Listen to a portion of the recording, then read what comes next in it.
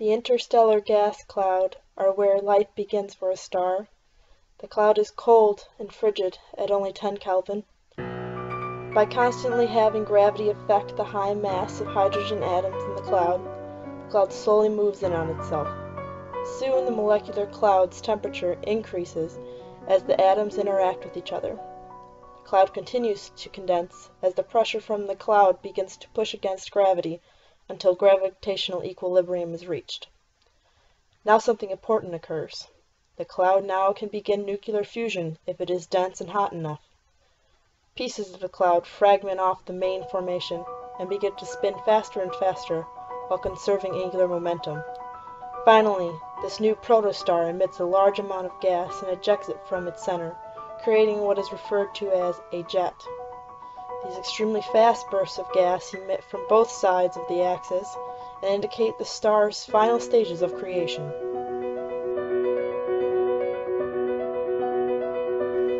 What happened to the rest of the gas cloud? As this protostar evolved, it either consumed the gas particles from nearby formations to becoming more massive, or our star now sits next to another protostar and has become binary.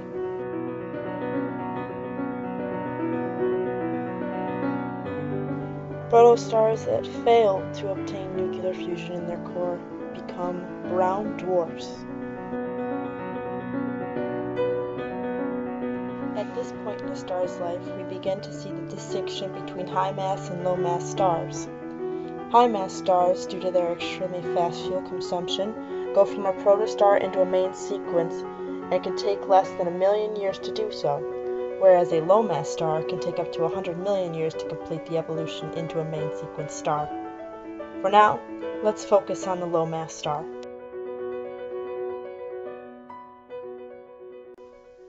Now the star reaches the next point in its life, the red giant stage. The star will stay here for almost 90% of its lifespan. Hydrogen fusion to maintain the solar thermostat is what makes up this stage. Another term for the balance within the star is hydrostatic equilibrium, which refers to the gravity and outward gas pressure balance in the star. Main sequence stars have a nuclear core that converts 4 hydrogen atoms into a helium molecule. As we move away from the core, you reach the radiative zone and then the convection zone of the star. Again, this is the most stable phase of any star. Sometimes referred to as subgiants, the star now moves slightly back towards the main sequence stars. Now again the star will grow and continue to grow back up into a red giant. This time the core will have helium and carbon in it. The now helium core is caught under a hydrogen shell. The temperature in the core rises as it now goes through helium fusion. Degeneracy pressure occurs when the pressure from the now helium core is too low to counteract the pressure from gravity. In a matter of a few seconds, a helium flash occurs as an enormous amount of energy is released into the core.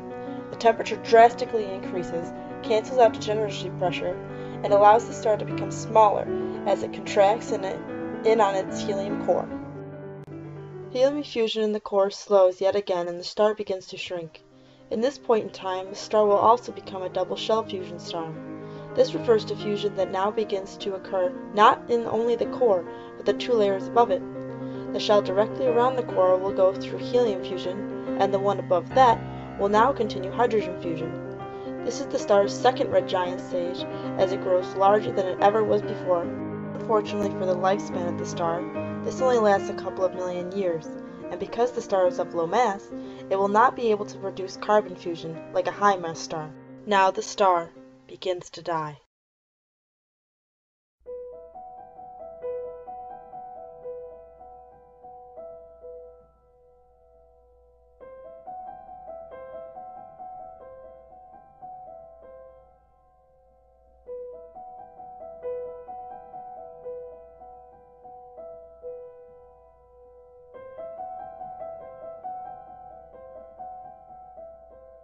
In a glorious final stage, the star will eject its outer layers in what is called a planetary nebula.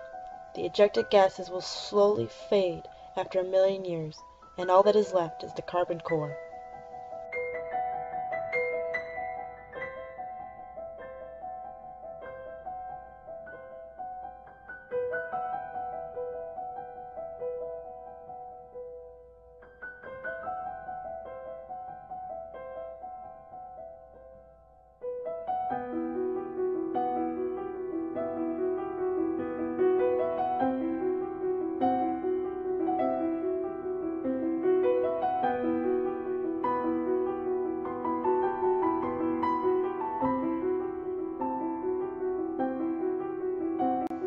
The star is now dead, but now the highly dense and super hot core that remains is referred to as a white dwarf.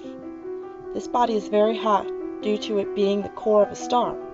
It will eventually cool, but until then, it is a solitary reminder of the once brilliant star it had once fueled.